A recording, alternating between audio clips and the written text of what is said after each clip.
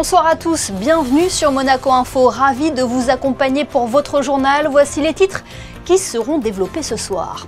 3 ans après le début de la guerre en Ukraine, quels enseignements en tirer? Alors que les déclarations politiques se multiplient, le géopolitologue Thomas Flichy de La Neuville décryptera pour nous la situation. La principauté élue meilleure destination européenne 2025, un titre qui confirme l'attractivité du pays. Nous écouterons les acteurs du tourisme monégasque. Du changement dans vos pharmacies, certains médicaments ne sont désormais disponibles que sur ordonnance. Pourquoi ce choix et quels sont les traitements concernés? La réponse dans ce journal. Le trait incisif du peintre monégasque Hubert Clérici au cœur d'une exposition, l'occasion de découvrir le travail de cet artiste qui a séduit de nombreuses personnalités. Et puis nous reviendrons sur ces différents ateliers organisés à Monaco pour occuper les enfants pendant les vacances scolaires. Voilà bientôt 3 ans que la guerre a débuté en Ukraine. Si la situation n'a guère évolué depuis, la principauté s'était rapidement mobilisée pour apporter son soutien au pays en débloquant une aide humanitaire, mais aussi en accueillant plus d'1 millier de ressortissants ukrainiens, dont une cinquantaine d'enfants. C'est le cas de Karina et de sa fille, aujourd'hui âgée de 10 ans. Sarah Villemain et Lionel Bernardi ont recueilli leurs témoignages. Je vous propose de les écouter. Je viens de Kiev, de la capitale. Nous avons décidé de choisir et quitter l'Ukraine au moment quand la guerre est arrivée. Et comme j'ai eu des amis à Monaco, ils m'ont bien invité. Je remercie à eux beaucoup. Je suis venue avec ma fille de 10 ans et j'ai laissé ma mère, ma petite sœur. Ici, je peux constater que c'est un meilleur pays du monde et j'adore Monaco. Mais à la maison, nous sommes toujours bien. Je suis très heureuse. Merci beaucoup à Sa Altesse Prince Albert II et à tous les Monégasques à votre aide pour les Ukrainiens. Au tout début, quand on était arrivé, je parlais pas du tout français et maintenant je parle sans accent et maintenant c'est plus facile à apprendre à Monaco. J'apprends ici, j'ai beaucoup d'amis, ils m'aident et j'apprends à l'école comme tous les enfants. Je suis très heureuse d'être ici et je remercie beaucoup aux Monégasques qui m'ont aidée. Voilà pour le témoignage de cette famille réfugiée ukrainienne ici en principauté. Alors que les offensives russes se poursuivent, cette guerre est au cœur des discussions politiques. Dernière déclaration en date, celle de l'Union européenne qui a assuré que l'Ukraine est une démocratie, la Russie de Poutine non, répondant à l'attaque de Donald Trump contre Volodymyr Zelensky, qualifiant le président ukrainien de dictateur sans élection. Pour développer cette actualité et connaître l'évolution du conflit, le géopolitologue Thomas Flichy de La Neuville est notre invité ce soir. Bonsoir. Bonsoir. Ces derniers jours, les déclarations se succèdent sur la scène politique internationale. D'un côté, les attaques de Donald Trump envers Volodymyr Zelensky. De l'autre, le soutien de la France et d'autres dirigeants européens à l'Ukraine. Que retenir de ce qu'il s'est dit ces dernières heures? Eh bien, on peut dire qu'il y a eu un véritable changement géopolitique dans la mesure où les Américains ont décidé de faire cavalier seul sur le dossier ukrainien et songent peut-être à se rapprocher de la Russie pour pouvoir mieux se concentrer sur la Chine. Donc peut-être que les Américains font aujourd'hui preuve d'intelligence géopolitique en séparant la Russie de la Chine. Oui, Trump doit rencontrer Vladimir Poutine dans quelques jours. Il rencontrera aussi Emmanuel Macron, qui est attendu à la Maison-Blanche dès la semaine prochaine.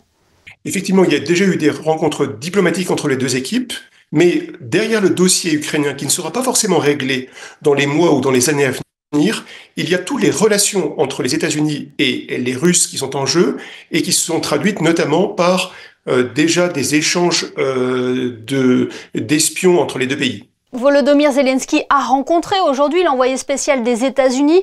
Est-ce que cela peut aboutir sur quelque chose?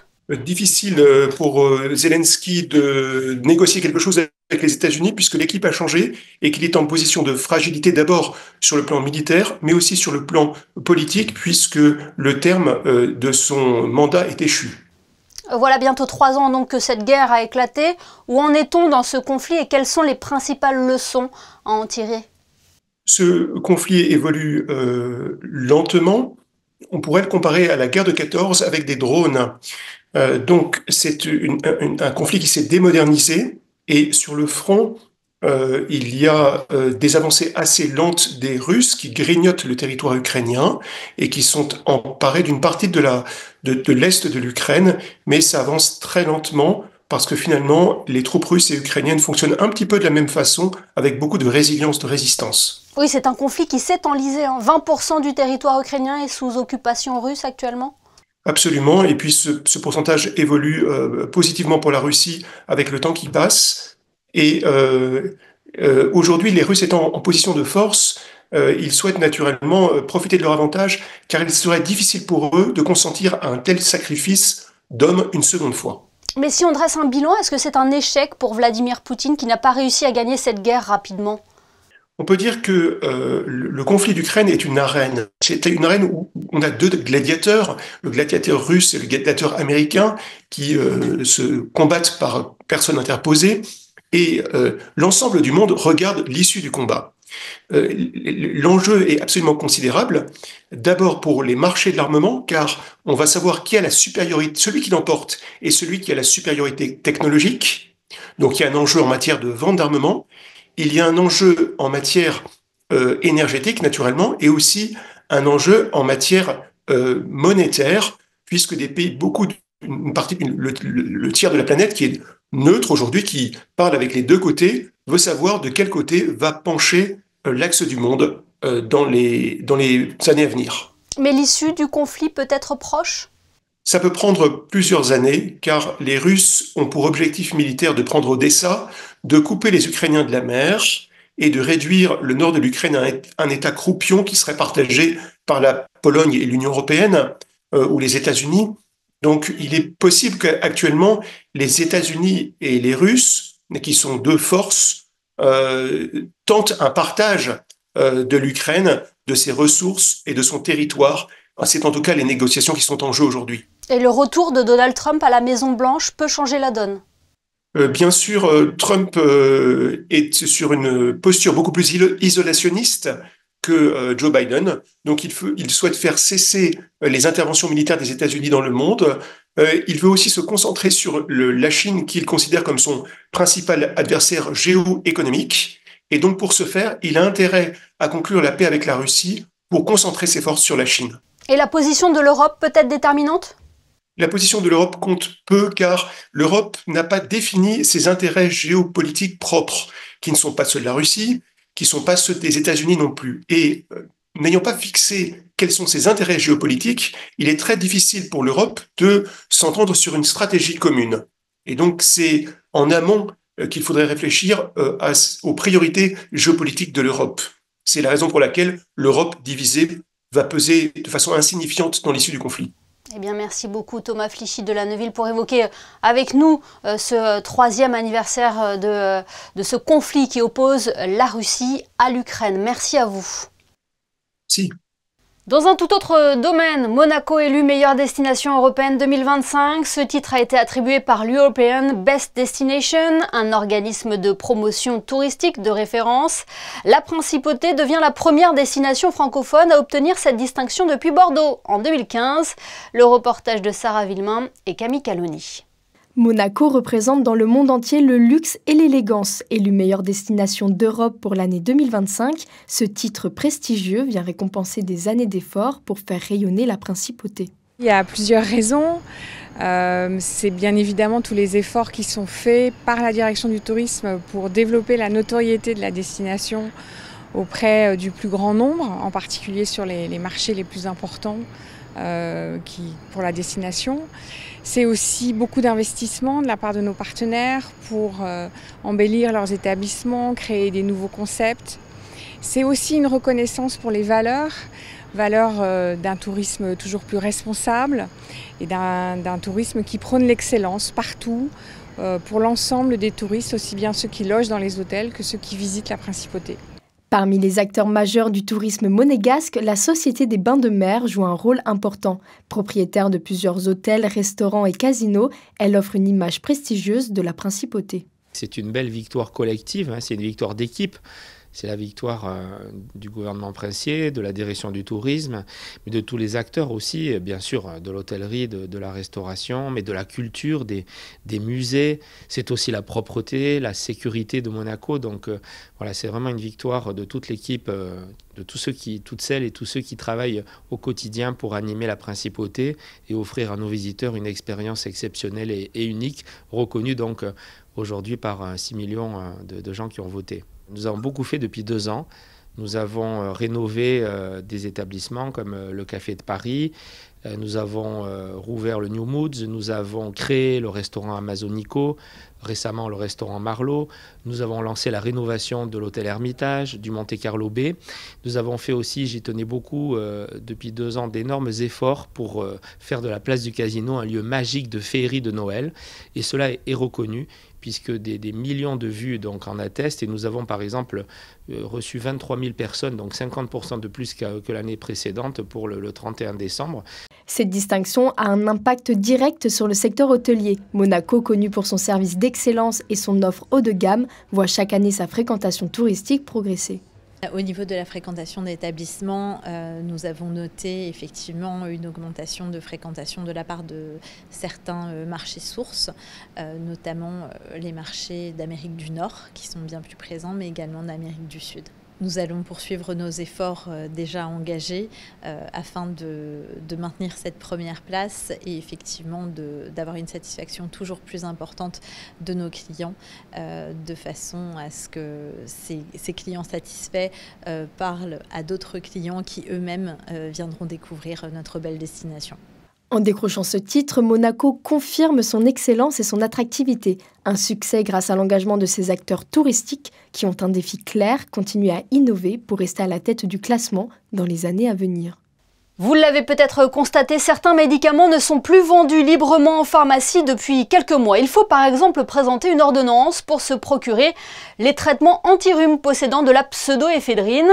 Autre changement qui entrera en vigueur à partir du 1er mars, le tramadol et la codéine seront désormais prescrits sur ordonnance sécurisée. Les précisions d'Émilie Flamin et Arnaud Imbert. Actifed-Rhume, Humex-Rhume, Nurofen-Rhume, mais où sont passés ces médicaments qui d'ordinaire étaient exposés dans les officines? Donc maintenant, ils sont à l'intérieur du tiroir. Avant, ils étaient exposés devant la pharmacie, maintenant, ils sont dans les tiroirs.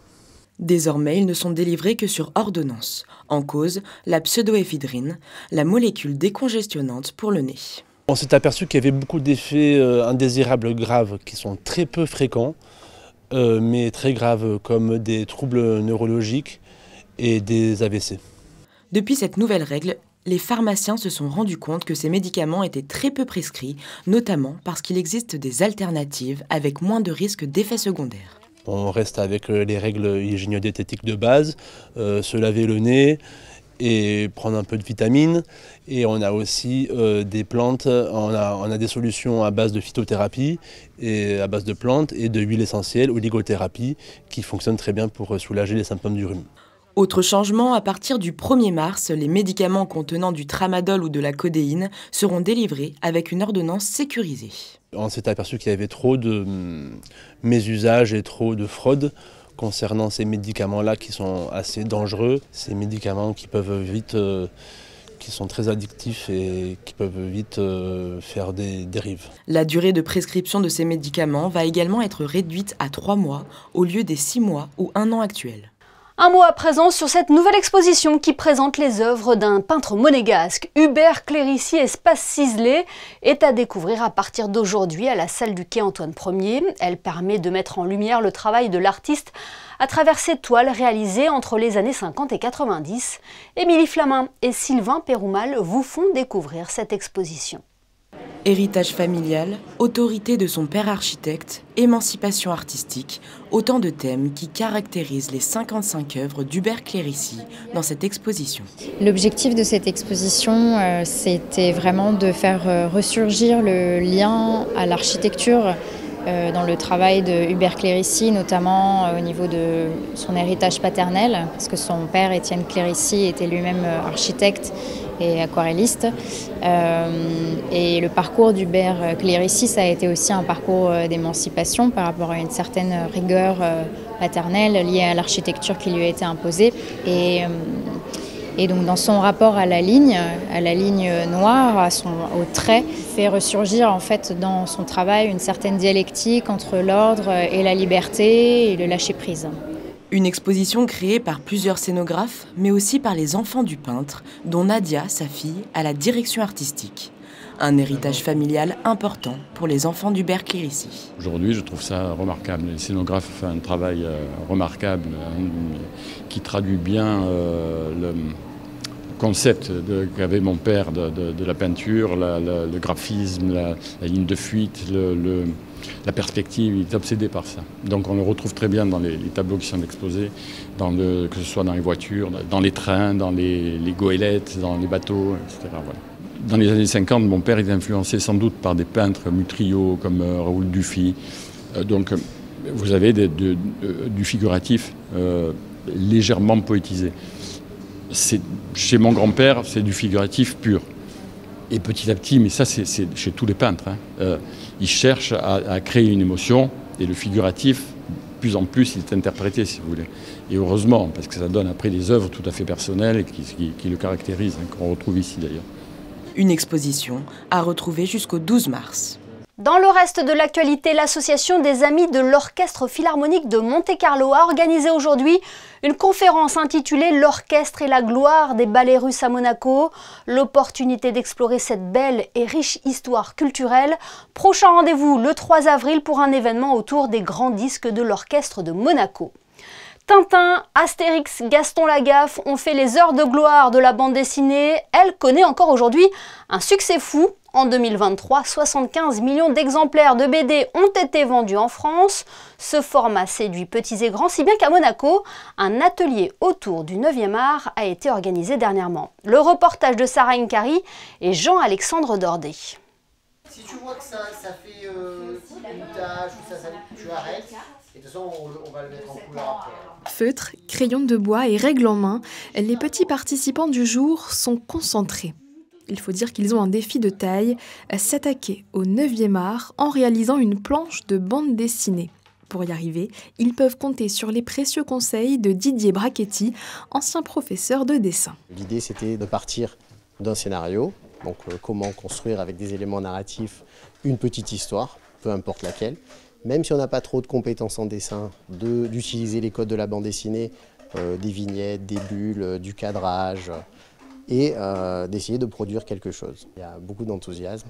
Ça fait vraiment plaisir de voir que les enfants sont encore très créatifs. Après 2 heures, la mission est accomplie. Les histoires ne se ressemblent pas et chacun a fait ses propres choix artistiques. C'est l'histoire d'un village et comme roi, ils ont un roi squelette. Mais puis dans la nuit, un voleur qui vole la tête du roi. C'est l'histoire des amis qui s'appellent Deku et Tanjiro. Deku, il proposait à Tanjiro qu'ils aillent au supermarché. Et il y avait des voleurs qui kidnappaient une mémé. J'ai pas forcément voulu la colorier. J'aime bien en noir et blanc, ça donne pas forcément plus de détails, mais je préfère en noir et blanc. Et qu'est-ce qui t'a inspiré l'histoire? T'aimes lire les BD, toi? Oui, j'aime bien. Alors je me suis inspirée de beaucoup de choses. Je me suis inspirée des jeux vidéo, des bandes dessinées, des mangas, d'un peu tout ce que je connais, quoi. Les bandes dessinées connaissent un succès fou auprès des enfants comme Chloé, Juliane et Aurélien. La série Mortel Adèle en particulier. Sur la 20aine de tomes de cette BD jeunesse, chaque numéro est emprunté près de 50 fois dans l'année à la bibliothèque Princesse Caroline. Un phénomène. À la fin de l'atelier, les artistes en herbe sont repartis avec le titre de leur choix, de quoi étancher leur soif de lecture avant de reprendre le chemin de l'école. Oui, ou comment donner également le goût à la lecture en douceur. Durant les vacances scolaires, le musée océanographique invite les jeunes explorateurs à découvrir le monde marin à travers des animations spécialement conçues pour eux. Sarah Villemain et Marie-Ève B sont allées à la rencontre des enfants pour une immersion au plus proche des animaux du littoral méditerranéen. Regardez. Pendant les vacances scolaires, le musée océanographique propose une multitude d'activités spécialement conçues pour les enfants, alliant divertissement et sensibilisation à la biodiversité marine. Une immersion ludique et éducative au cœur des océans. Alors les activités grand public, nous avons les animaux du bord de mer, donc qui est une découverte des animaux de mer qu'on peut retrouver sur le bord de la Méditerranée. C'est un accueil privilégié avec un animateur scientifique qui va vous faire découvrir certains animaux, voilà, comment ils se déplacent, ce qu'ils mangent, et on a même la chance de pouvoir en toucher au bout du doigt certains de ces animaux-là. Nous avons ensuite l'Escape Game. Donc l'Escape Game, qui est un jeu où il faut trouver des petits indices pour pouvoir accomplir une mission. Donc ça peut se faire en famille à partir de 12 ans. Et donc voilà, c'est une expérience de 30 minutes aussi où on peut sauver le bateau du prince Albert Ier. Et la troisième animation, c'est Immersive 360, donc en réalité virtuelle. C'est notre toute nouvelle animation où vous plongez dans une aire marine protégée en découvrant les espèces qui sont juste à côté. Ils ont la chance de découvrir des espèces étonnantes qu'ils n'ont jamais vues auparavant. On est venu voir les animaux marins parce qu'on ne les voit pas quand ils sont dans la mer, comme les étoiles de mer, les poissons et les requins. Je découvre les poissons et j'ai préparé la nourriture et je les ai nourris. Ces activités à la fois ludiques et pédagogiques font le bonheur des parents qui sont ravis d'avoir inscrit leurs enfants à cette immersion dans le monde marin. C'est bien, ouais. C'est vrai qu'à Nîmes on n'a pas l'occasion, donc on n'est pas très loin de la mer mais on ne prend pas le temps d'y aller. Et là, comme on est sur place, on en a profité. Ouais. Pour les plus passionnés, le club Océano accueille les enfants de 6 à 12 ans toute la semaine, leur offrant une plongée fascinante dans les fonds marins à travers des jeux et activités dédiés aux océans. Le club Océano, c'est un club qui dure 5 jours. Ils vont, à travers des activités ludiques, pédagogiques, vont apprendre plein de choses sur l'océan, sur le musée, sur les aquariums et être sensibilisés pour devenir demain des ambassadeurs de l'océan. On traite du corail, du plancton, des baleines, des dauphins, des requins, de plein de sujets. Et à la fin, ils sont sensibilisés au monde marin. Et qu'est-ce que tu fais pendant ton stage ? On donne à manger aux animaux et on joue. Et tu leur as donné quoi à manger ? Des crevettes et des moules. Futurs acteurs de demain sur l'environnement, il est important de pouvoir sensibiliser un maximum les enfants sur la faune et la flore marine qui sont de plus en plus menacés par le réchauffement climatique. En basket, l'AS Monaco reçoit l'Asvel mardi en quart de finale de la Coupe de France. Initialement prévu à 20h, le match débutera finalement à 19h30 à la salle Gaston Médecin. Il marquera le retour des Monégasques sur les parquets après la trêve internationale. Et puis la Principauté connaît son prochain adversaire en Coupe Davis. Les Monégasques se déplaceront à Chypre mi-septembre pour conserver sa place dans le groupe 2 Monde et espérer jouer une qualification pour le groupe 1. Tête de série numéro 7, Monaco reste invaincu lors de ses 3 dernières confrontations face aux Chypriotes. Ce journal est à présent terminé. Merci de votre fidélité. Dans quelques instants, la météo de Sarah Nkari, que vous retrouverez également pour votre JT demain. Puis le magazine Rencontre. Ce soir, Yann-Anthony Nogues a pour invité Gildo Pastor. Les photos de fin de journal sont signées Emmanuel Vitali. Elles reviennent sur l'exposition Hubert Clérici Espace ciselé à découvrir jusqu'au 12 mars à la salle du quai Antoine Ier. Excellente fin de semaine à tous sur Monaco Info.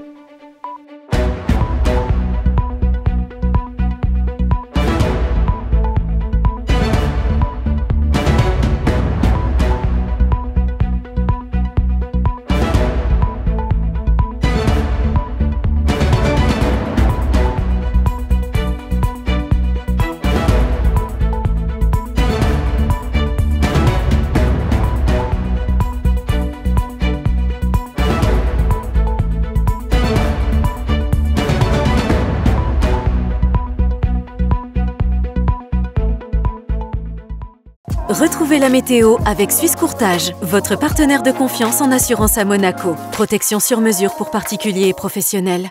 Bonsoir à tous. Pas de grands changements au programme de demain, même si quelques nuages viendront de temps à autre assombrir le ciel.